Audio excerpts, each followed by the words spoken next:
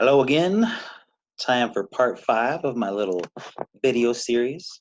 And today we're going to talk very simply about melody.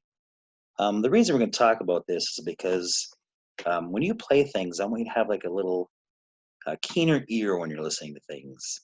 So you can tell the things that the writers of this music are doing, and the emotions that you're trying to convey, and the tricks that you're using to try to convey them. So I describe melody as the soul of music. So, a few things that a melody is. It is the main idea of a piece of music, and it takes the place of a story.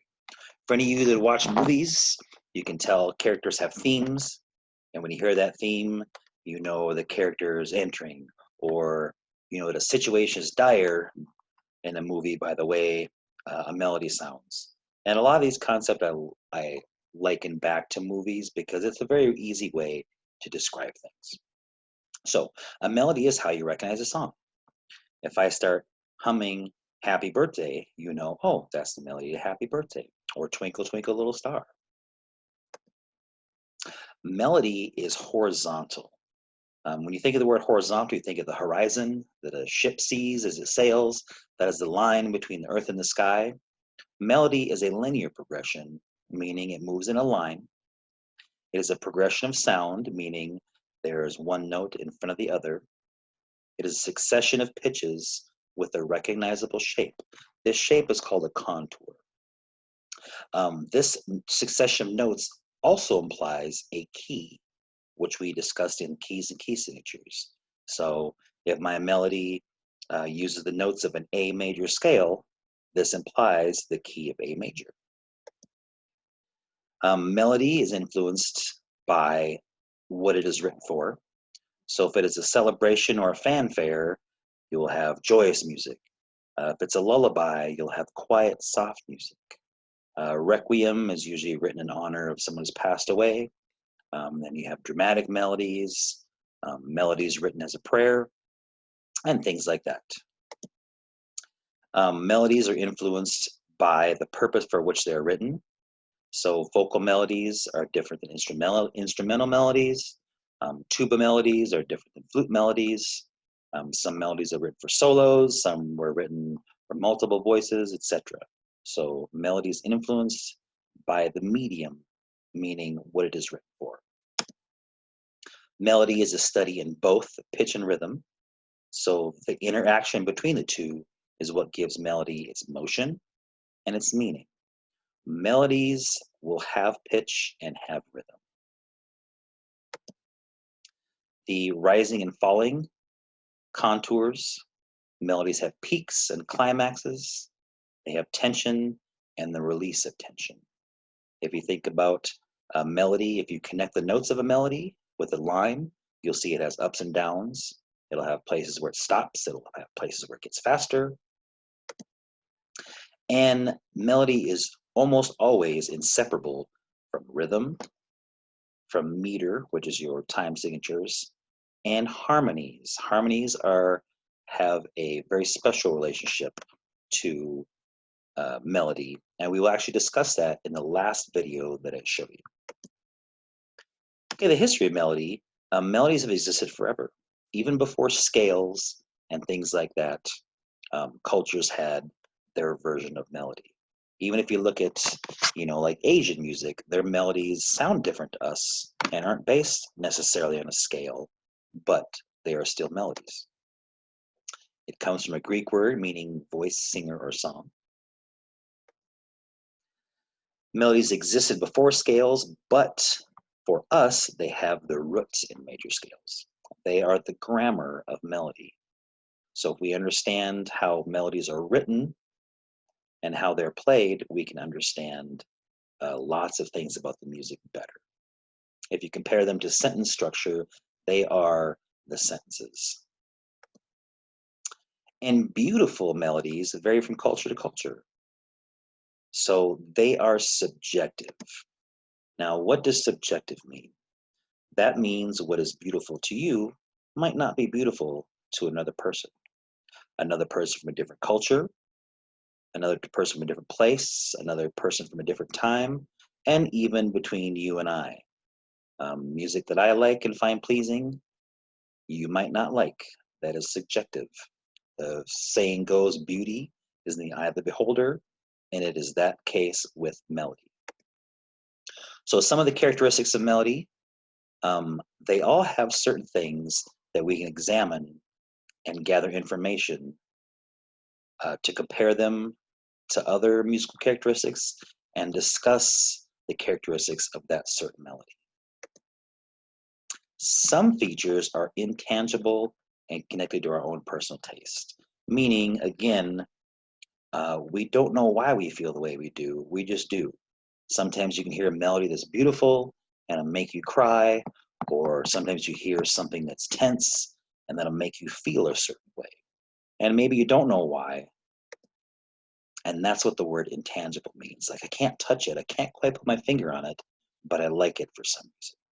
So we can study them from a scholarly point of view, or we can study them just by what feelings it provokes. So some terms and definitions in relation to melodies. So melodies all have a range, the distance from the highest pitch to the lowest pitch of the melody. Your voices have a range, the lowest note you can sing to the highest note you can sing. And your instruments have a range, from the lowest pitch you can play to the highest. You can have a narrow range, like my voice, I can only, sing within a couple octaves, or I can have a wide range. Some gentlemen I know have a super high voice combined with a super low voice. They have a wide range. Melodies have a shape, so up, down, may have a bunch of leaps between notes, large leaps of large intervals. And if you look at it, like I said, if you draw a line between a melody, you can see its peaks and valleys. What real world example can you think of a contour? So mine would definitely be the mountain range. Some women, when you do your makeup, you use contours, which basically makes the curves and the valleys more pronounced. Now, devices are tricks that people that write music use to manipulate their melodies. So I'm going to give you a few melodic devices that composers use. Hopefully, when you listen to music, you can hear a few of them, and I'll try to give you practical examples of each. So again, devices, just techniques that are used to enhance melodies and help create a feel in the music you're listening to. When we compare melody to sentences and grammar in English, these devices work the same way that punctuation would work in sentences. So periods give a full halt, commas give a pause, and all those devices that grammar uses give your sentences a certain character, and they would give these melodic devices would give your melodies a certain character as well. So one of the devices used is repetition. Pretty simple when you look at the word repeat, repeating melodic or rhythmic patterns. This is also called an ostinato. That is the musical term for musical repetition. And my example would be Carol the Bells. The repetition used there is bum bum bum bum bum bum bum bum bum bum bum bum bum bum bum. Here's an example for all you Star Wars nerds out there. Duel of the Fates, which is the lightsaber battle between Qui-Gon, Obi-Wan, and Darth Maul. Very famous piece of music that goes. That is the repeating phrase underlying the music in that scene. You can use a sequence. So you're moving a pitch pattern to a different level. So in this case, we're looking at this sequence, and we use these 4 notes, and we just move them down.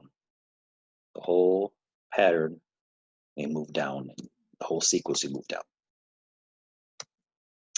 Variation, which if you just look at the word, throwing a variation into something, is altering some aspect of a melody while still retaining some aspect of the original. You can alter it by inverting it, mutating it, adding rhythms.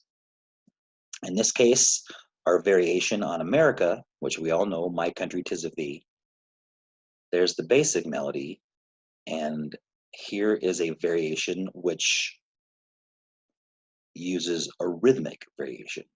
So instead of bum, bum, bum, bum, bum, bum, this variation will bum, bum, bum, bum, bum, bum, bum, bum, bum, bum, bum, bum. So that is a rhythmic variation.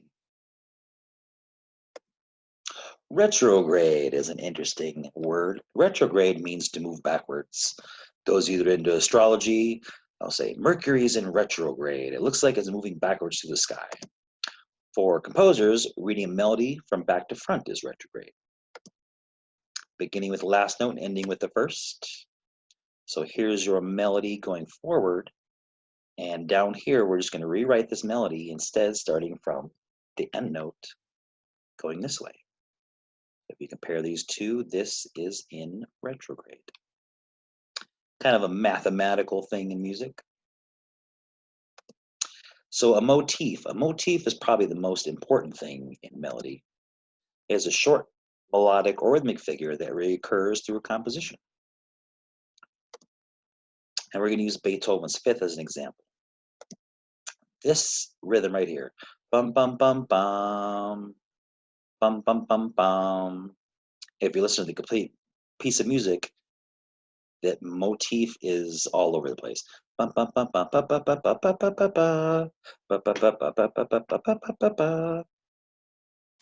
Another one, an example of motif, is Jaws. The most famous two-note motif in the world, I believe. It just simply goes da da da da da. Right? Another thing about a motif is a lot of times in music, it is associated with the character. So this motif, bum bum bum bum bum bum bum bum bum, you know, oh, Darth Vader's coming. So motif or motive is used as a short little phrase that reoccurs through a composition. Imitation is basically imitating a rhythmic or melodic excerpt from different points of view and a different voice and a different pitch using a different instrument. And here we have an example in treble clef and bass clef. This melody right here gets restated in the bass clef right here. And you can see this is one measure in front of this. Imitation in this respect is also a lot like a round or a canon in music. And Canon D is the wedding song that goes bum, bum, bum, bum, bum, bum. I'm not going to sing it. If you want to listen to it, look it up. It's really super overplayed, so I don't really actually want to listen to it, but it's a good example of imitation. Inversion, when you invert something, you turn it upside down. If it's going up, you make it go down. So here's a little excerpt of a violin melody. And you can see that there's the contour, the shape of the melody, the ups and downs. Notice the contour is exactly the opposite. So this would be the inversion of this theme. A drone is a long held note, usually in a bass instrument for a long section of the piece. So in this case, here's our drone. You notice the harmonic melody is moving over the top of it, and your drone is just simply droning on. When someone says, oh, Mr. McCamus is just droning on, that means he's just going blah, blah, blah, blah, blah, right? A most famous instrument that uses a drone all the time is the bagpipes. If you listen to bagpipe music, there's always one note on the bottom that is just a sustained note that never changes. That is called a drone. Embellishment. Like our grammatical sentences, when you embellish something, you add little details to it. So when we embellish melodies, we're adding extra pitches or rhythmic things to decorate the melody. So in this case, these little things right here are trills. So when you play this note, you go, and that is how you embellish that melody. You see this a lot in Baroque music. Flute players, you see this a lot in your music. But that would be trills, ornaments, also called ornamentation, is a way that composers use a device to embellish their melodies. When we develop a melody, we can do such things as a composer.